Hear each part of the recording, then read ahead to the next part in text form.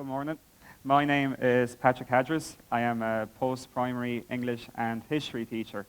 I'm currently working in inner city Dublin, teaching our kids not only to survive what has always been said to be the most important exam of their lives, but as education is, and we should always be preparing students for what comes after post-primary school and continuing their education and vocations, I'm also preparing them for life after the CAO results come out, for life after they get accepted into their college degrees, for life once they find their vocations and friendships, and basically life figuring out what it is that they actually want to do with themselves when they have their own opinions, when they actually have to think for themselves. Because once you leave the confines of the classroom, the very rigid structures of the school uniform, of the timetable, of being told exactly what you have to do every day by your teacher, it becomes very, very difficult to actually find your feet.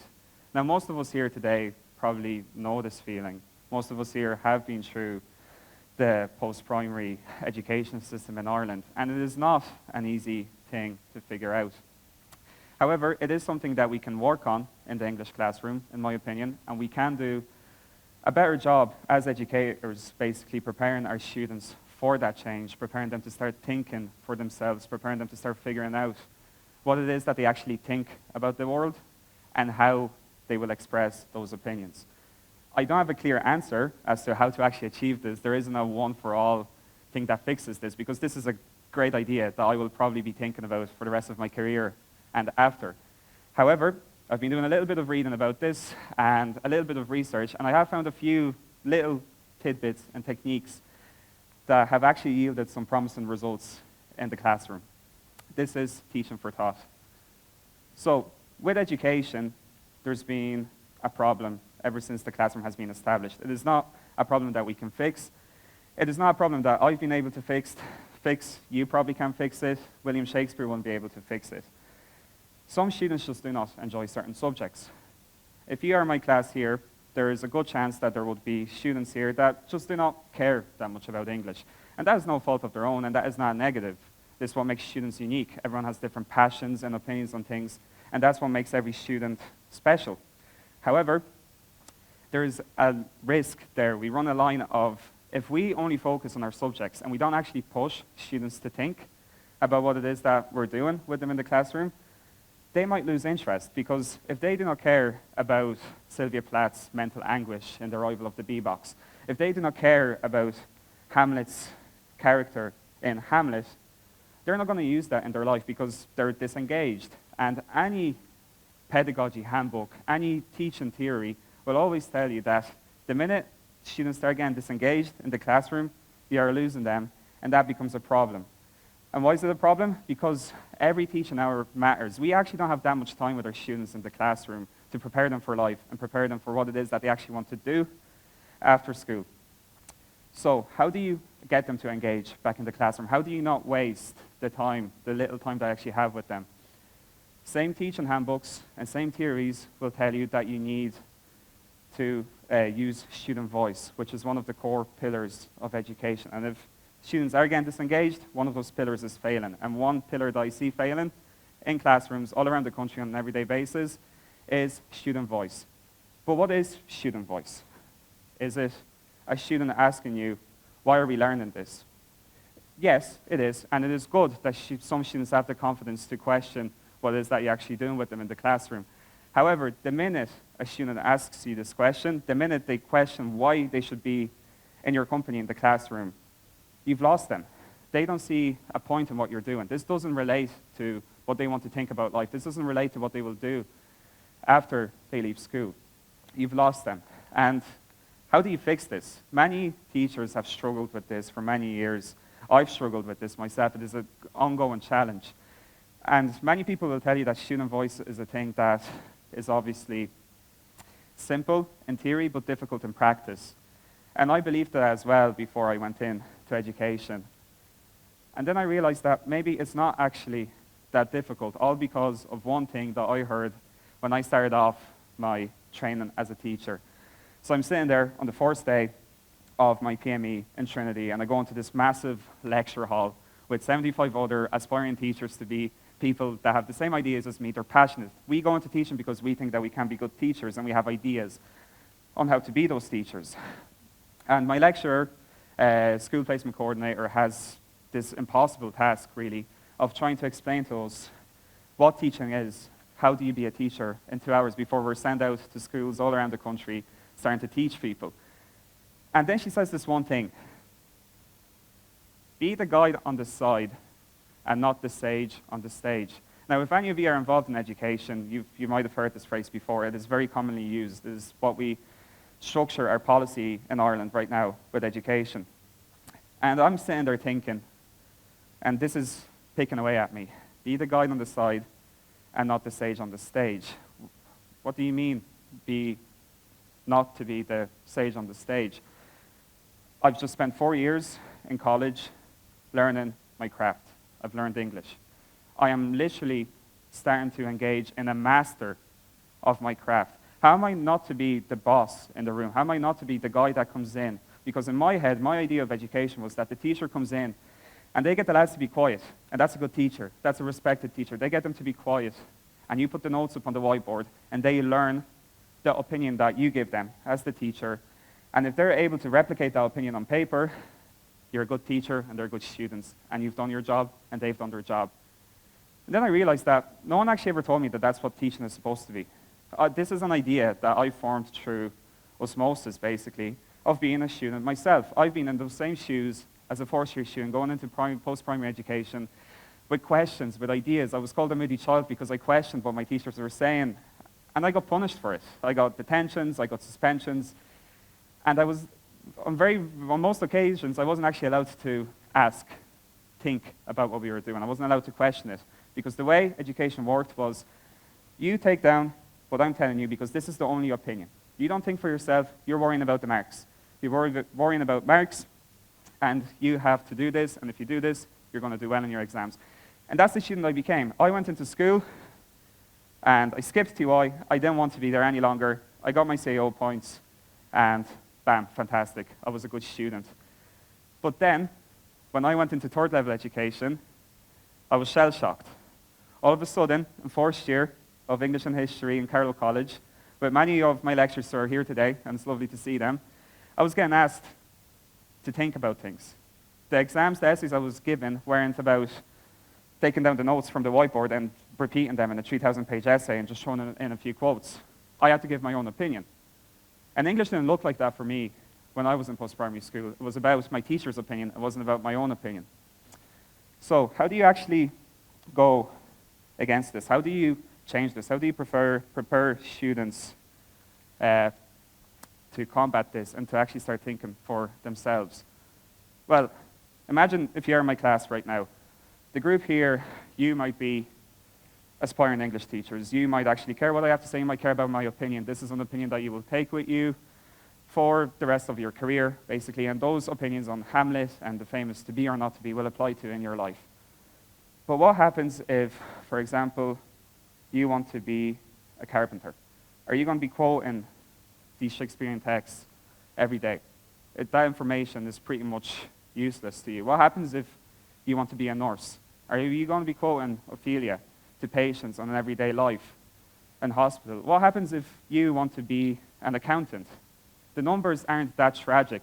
This doesn't apply to you. So the difference here is, it's not about, we still need to use the core texts. They're on the curriculum for a reason, and they are very important. But it's about how we teachers use them. It's not about focusing on what I think, because I am the boss and I have the degree. It's about seeing what the students think, because that way you're actually encouraging them to think for themselves. And that way, that quote, the accountants and the carpenters and the nurses are still probably not going to use Hamlet or whatever in their everyday life. But those skills that they get, those skills that they actually get to form those opinions, that is something that transcends English. They're starting to be able to think for themselves. They can see Macbeth's unchecked ambition, and now they can recognize unchecked ambition in the world today. They have a voice. They're able to speak up for themselves. But how do you actually do this in the classroom? It is not a simple task of just going in and being like, right, you, tell me what you think, and think in a new way. Start thinking for yourself. If you say that to a student, not only are you probably a bad teacher, you're putting extra pressure on them, and you're not going to get the results. So I shifted the goalposts in my classroom. And by shifting the goalposts in the classroom, I ripped them out and I put them off to the side of the pitch. And I put my students on a level playing field with me. I have redefined what success means in my classroom. I am no longer the big boss coming in, telling student A, B, C, D, E that they're bad because they have a different opinion to me. I welcome that challenge. I want them to challenge me. If I say something on the whiteboard, if I have a certain understanding of a poem, and they're like, well, actually, I think that this poem means this here. I love that because they're starting to think for themselves, you see. And how do you foster this success in the classroom? You make sure that they know that their opinion is as important as mine, okay? So I have conversations with my students, and I let them know that my opinion matters because I have all my fancy papers, but in reality, they're pretty much not that much younger than me. They're of a very similar generation to me. They are leaving the world, they're leaving school to go out to the same world as me. They're going to be faced with the same troubles as me. They're going to struggle to buy houses. They're going to struggle to make rent. They're going to see the same injustices on an everyday basis as me. So it's important to let them know that just because they're students in the classroom, it doesn't actually mean that their thought, their train of thought, their ideas are less valuable than mine just because they haven't passed that checkpoint of the Leaving Cert yet. But we kill this. We kill this in the classroom. The minute 5th and 6th year senior cycle education starts, we go in and we say, right lads, we're going to focus on the Leaving Cert now. You need to get your points to go to college, right? That's the optimal result of post-primary education. Get your CAO points to go to college. And the minute you say that, it turns into a matter of survival. The exam turns from being this opportunity for the student to actually showcase their ability, all the amazing things that they have learned in life and in school, into this very difficult challenge of just remembering as much notes as they can that the teachers give them, to put them down on paper and to impress some sort of an examiner and to get the desired results. But yeah, my opinion is as good as theirs. Notes and I apologize. Sorry, I had samples here that I didn't make it into the PowerPoint. My apologies. Anyway, the samples, I do actually really want to talk about them because they support my whole argument here. So I gave one of my students, well, the whole class, I gave them an essay question about 2 months ago, just before Christmas. And it was from paper 1. It was a composition piece on writing a short story about a character that obviously suffers a tragic incident. They need to have some sort of a struggle. And I spent a few weeks preparing them, obviously, for composition pieces with personal essays and short stories. And this student wrote an essay for me, and the introduction went something like, Jimmy was a boy from Waterford. Jimmy was a very kind kid. Jimmy loved to go outside and play football with his friends. And the essay goes on and on and on, and all of a sudden Jimmy has a heart attack on the pitch, and that's it. And now, in fairness, the essay and the way it was structured, for ordinary level English, it did okay. It achieved a passing grade, looking at the marking scheme. However, while reading that essay, I was able to see that that is not that student's opinion.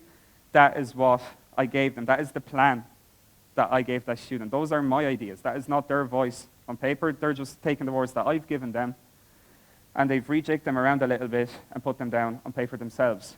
And I started having these conversations with this student over the past few weeks, talking about how, look, this is one way of looking at this. There are so many different ways you can look at that question. The questions are so broad. Try to go against me. Try to say something that would surprise me. Try to say something that is true. Try to say something that you actually believe in. And a couple of days ago, I received the same essay from my students, and the difference was drastic. Not only in the quality of writing, this student opened up their essay basically examining what loss is in life, and it goes something like, I'm trying to remember off the top of my head now, every person suffers loss at some stage, and it is a universal experience for a person to suffer loss, be it a lover, be it a family member, be it a pet. For me, in this case, it is a pet, and I wished I had more time to spend with this. And then it goes on talking about a story of the students in outside the Chinese and explains how the pet got run over by a drunk driver. And it's a good story. It's way better than that first story that I received. And not only is it more interesting, not only have they expressed something that actually mattered to them, they've also achieved a higher grade. Because with the American scheme, the marks that you actually get are for originality.